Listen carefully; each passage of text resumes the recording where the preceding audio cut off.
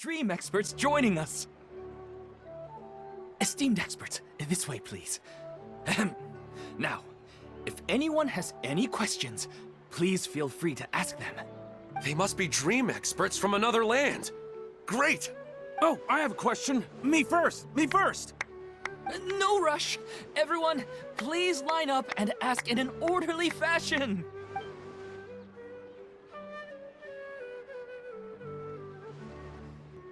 Whoa. Paimon didn't expect them to be so enthusiastic. My question is simple. My everyday life is very difficult, so I would like to become a slime in my dreams. How can I do that? Oh, Paimon knows! Paimon's had this kind of dream before, so she knows a thing or two. The first time, Paimon became an animal slime. Paimon was shot by an adventurer's arrow and flew in the sky all night long. The second time, Paimon became a dendro slime. A group of kids thought Paimon was a radish and pulled out all the grass on her head. Oh, it was super painful. The third time, Paimon became a cryo slime. In the end, Paimon was captured by a chef and turned into a smoothie. And the fourth time, Paimon became a powerful geo slime and went to take revenge on the forest boar that used to bully Paimon. But then the boar showed up with all of its relatives and Paimon lost again. Wait, why did all of your dreams end so tragically? Because slimes are monsters, even though they look cute, they usually cause trouble and end up getting killed by adventurers. Things don't tend to end well for monsters. Believe Paimon. I suppose you're right. They are monsters, after all. I just want to experience a different life, but it seems that becoming a monster would be even worse than my current life. Maybe I'd be happier if I became just a regular finch. Or fish. Looks like being an expert is way easier than Paimon imagined. Next! Oh, it's my turn. Esteemed expert, I want to know what posture I should sleep in so I can have the same dream as the one I had last night. Well? Hey, you're supposed to be helping. First, why don't you tell Paimon about the dream you want to have again? Oh, it's quite ordinary. I sat and chatted with my wife on a sunny day, listening to the breeze blowing through the valley. Why don't you just find your wife and talk with her? There's no need to wait for a dream. Well, unfortunately, she passed away. Oh, sorry. Paimon shouldn't have assumed anything. No, it's fine. I didn't make that clear. I just want a chance to see her again. Yeah, it's not really about posture. What you think about right before falling asleep is probably way more important. Oh, is that all I have to do? Think about it. If you're the one thinking about her, and you're the one that'll be dreaming about her, then it'll be easier to connect your thoughts and dreams. You do have a point. I'll give it a try tonight. Thanks for your wise advice. Oh, my turn, my turn. I want to know the name of the plant in my dream. I want to bring the souvenir box to my room into my dream. I dreamt of a raven flying over the wasteland last night. Does that have any kind of special meaning? Hey, no rush! One at a time!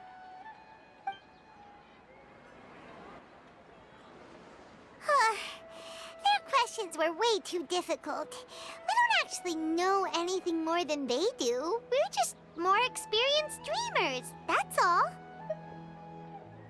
You do have a point. It's more rewarding to explore and contemplate the meaning of a question than to focus on the answer itself. Right now, these people are like wanderers who've starved for 3 days and 3 nights and are desperate to replenish their energy.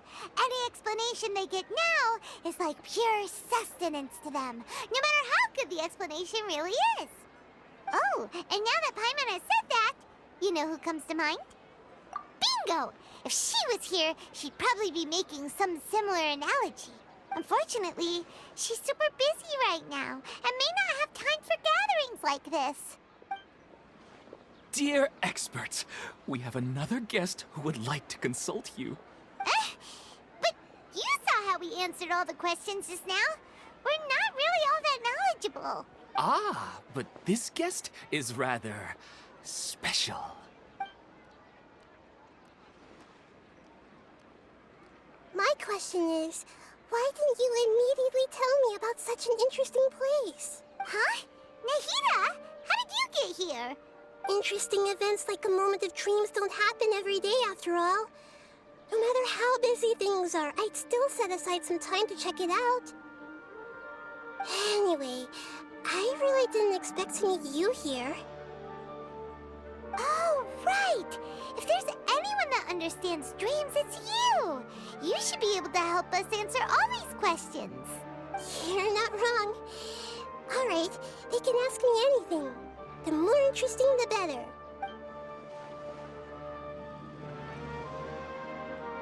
Huh? What's wrong? You were all so excited a minute ago. Why the sudden hesitation? Even so, it's not like I look super intimidating or anything, right?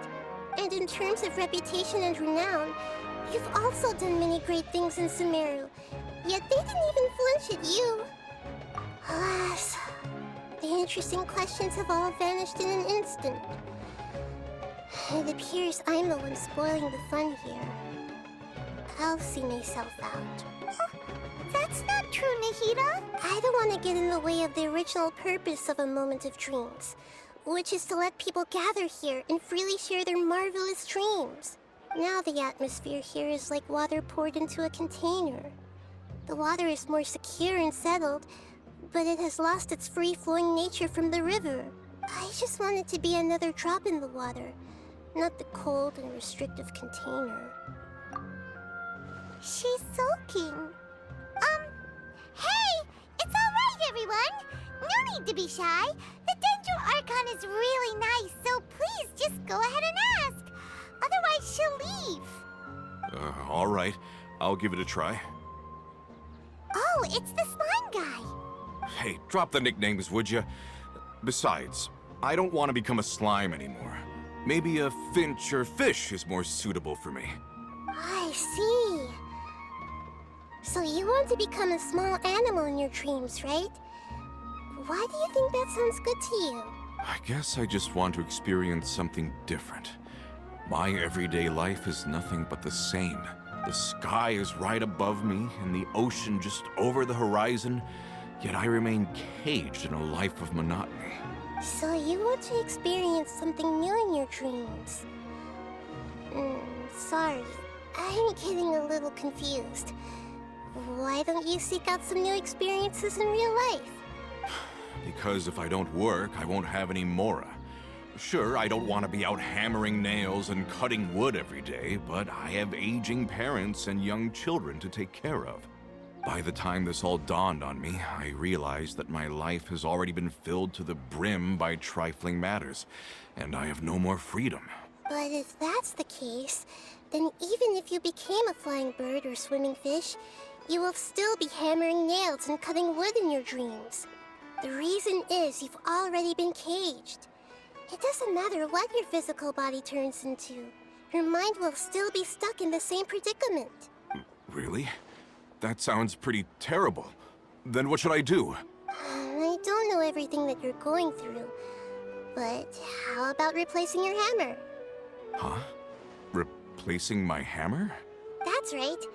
Having worked for such a long time, you of all people must know what makes a good hammer. Well, of course.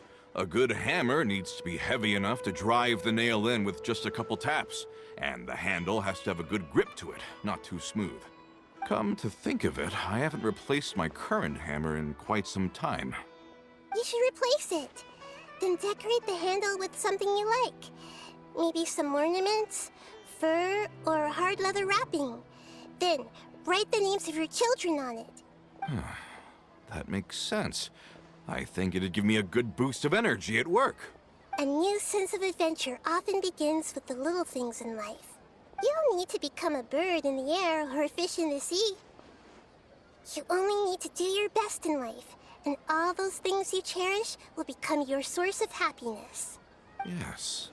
Yes, I get it now. This is a real eye-opener for me. I'll go and pick out a new hammer right away. No, I should make one of my own. Thank you, Great Dendro Archon. That's our Nahida. Only you would know how to get right to the heart of the problem. Actually, I didn't really understand the problem. Huh? I gave him that advice because I once saw a worker doing the same thing. Whenever he became tired, he would look at some names on the handle of his tool. After a moment, he'd start to smile. It really surprised me at the time. My guess is that the names on the handle were of important people to him.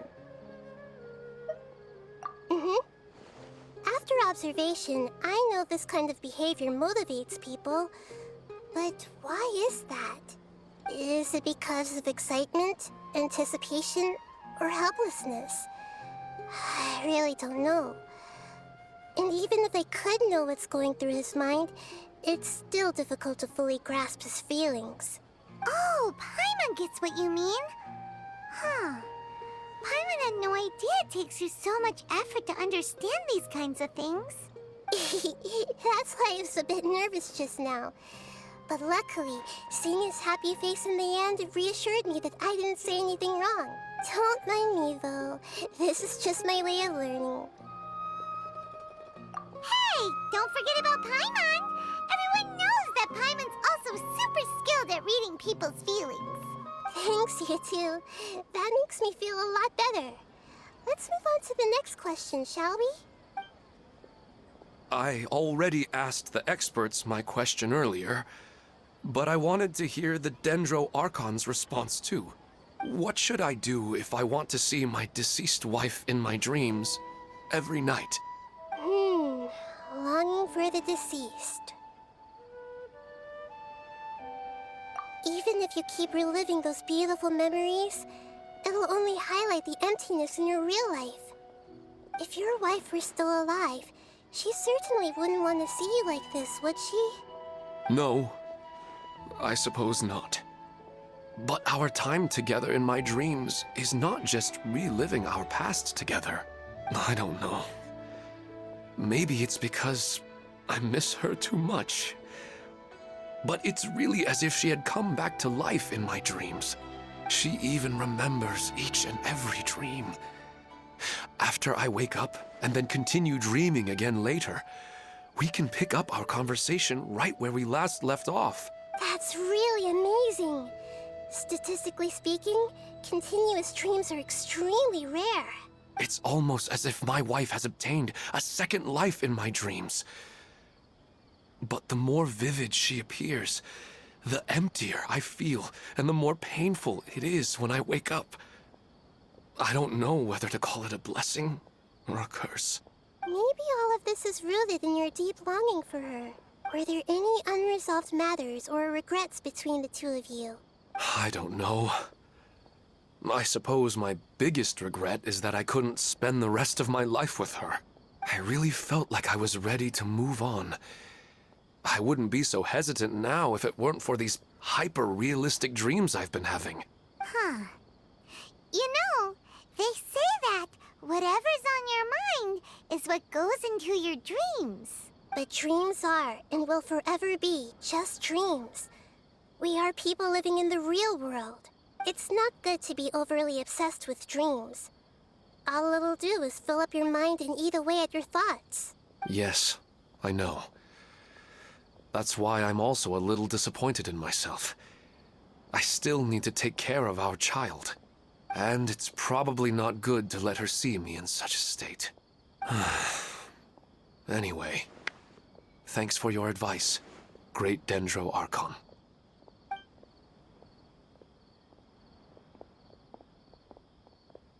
I'm a little worried about him. I hope he can find a way to cheer up soon. I think I can handle things from here. You don't need to stay here if you find it boring. You're here to have a good time, after all.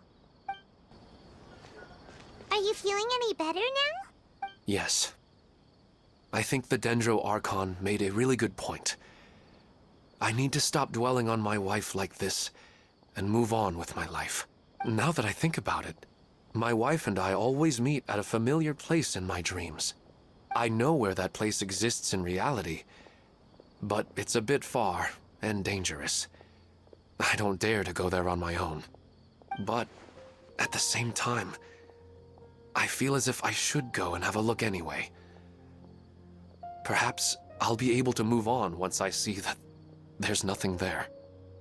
Otherwise, I'll keep on feeling like everything is covered in a haze, like I'm only half awake. Once I can stop dreaming about that place, I'll probably be able to get my life back together. Actually, you two are adventurers, right? If it's okay with you, could you escort me to that place? Yeah, it might also be a good chance for us to unwind. Even if you can't see your wife there, taking in some nice scenery will definitely help cheer you up.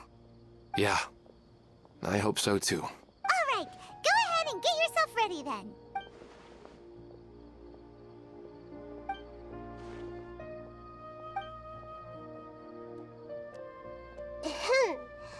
Are you headed off to some interesting place without telling me again?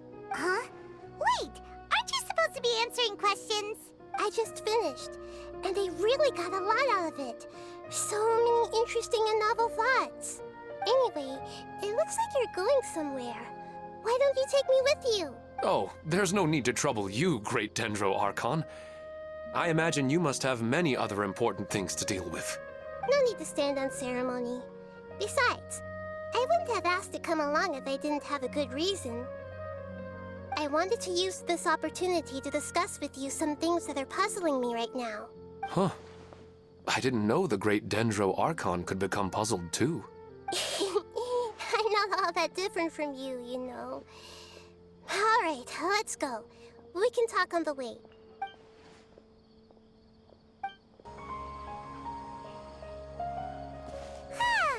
It's always nice to go for a leisurely stroll. Huh.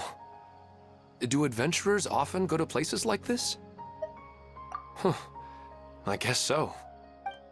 So, this is where you always meet your wife in your dreams? Yes, for the most part. Our place is on the summit, just up ahead. When I saw her in my dreams, we didn't do anything but talk about ordinary, mundane topics. I'd tell her about our daughter, Haidar, and she always listened intently. She would also reminisce about the past with me, telling me interesting stories and cracking jokes. It feels like no matter how long we may chat, it's never enough. Sometimes, it's the little things in life that matter the most. This is the part I'm a little puzzled about. I am very familiar with dreams, and normally, they lack logic and continuity. But you said she could remember what you had told her before, right? That's right. She always listened to me carefully in real life, and now, she's doing the same in my dreams. She always surprises me with some details from our lives in the real world. The fact that she can remember such things makes me feel like she's alive. Whoa, that's pretty weird. Well, dreams are kind of weird to begin with. However, the problem is that his dreams have too much structure and continuity. Most dreams are far more fragile than you can imagine. For example, a loud noise outside your window in the real world could cause your dream self to get loaded into and fired out of a big cannon. Another example. If you're thirsty in the real world, then you might find yourself trudging through a desert in your dream. But the appearance of your wife seems unusually stable and unaffected by any outside interference. Statistically, this should be extremely rare. I don't understand it either. But I have no reason to suspect or reject these dreams. They're too beautiful. But I still want to figure out the how and the why. These kind of dreams are novel to me as well. That's why I want to have a look at the scene your dreams have been taking place at. Let's go. Just think of it as a nice little hike to the top of the mountain.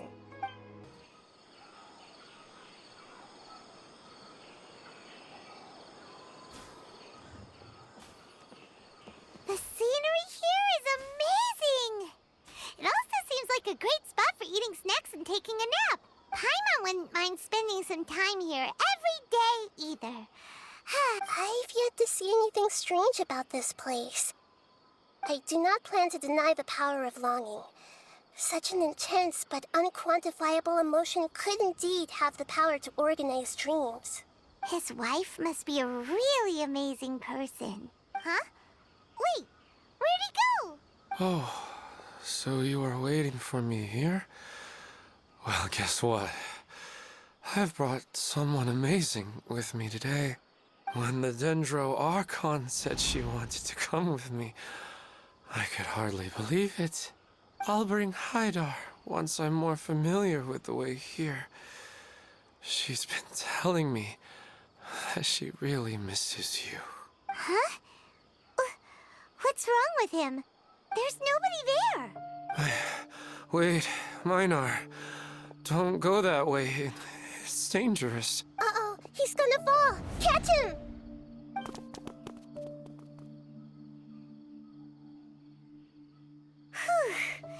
Luckily he didn't fall. But what was all that rambling about? He also looks like he's passed out. He's in a dream now. What he said just now matches almost perfectly with the dreams he's described to us earlier. Oh, so he fell asleep and started to have the same dream? I find it a little strange as well, but we mustn't awaken someone while they're sleepwalking. All we can do is sit here and wait. Huh? Minar. Where's Minar? Oh, good! You're finally awake! What happened? Huh? Sleepwalking? Oh, right. It was all just a dream. The moment I reached the summit, I saw my wife, Minar, sitting there, and walked over to her. After I introduced her to you, she seemed a little flustered and started walking away. I told her to stop because of the cliff, and then she seemed to suddenly disappear. A strong wind started to blow around me and the sky grew dark. When I realized something wasn't right, I woke up. That sounds pretty wild. Maybe you were just too tired. I don't think so. I slept a lot yesterday, and I don't feel very sleepy now. Maybe we've affected the way his subconscious constructs dreams by following him here. Anyway, all that matters is that you woke up safe and sound. I think I know what happened now. I'm sorry. If it weren't for you, I would have fallen. Let's head back now. Don't come back to this place again for the time being. Oh, okay. Nahida, what's on your mind? Paimon's a little worried now. We still don't have enough evidence to work off of, so it's hard to draw any reliable conclusions yet. But I'm concerned that Ilmon's case may not be unique to him. Oh, right! Come to think of it, there were lots of people from the event who had vivid memories of their dreams. Right. And not only at a moment of dreams, there may be people like this all across Sumeru. We need to understand what's happening and the rate of its development as soon as possible. Then there's no time to lose. Let's head back. Stop standing there, Ilmon. Let's go.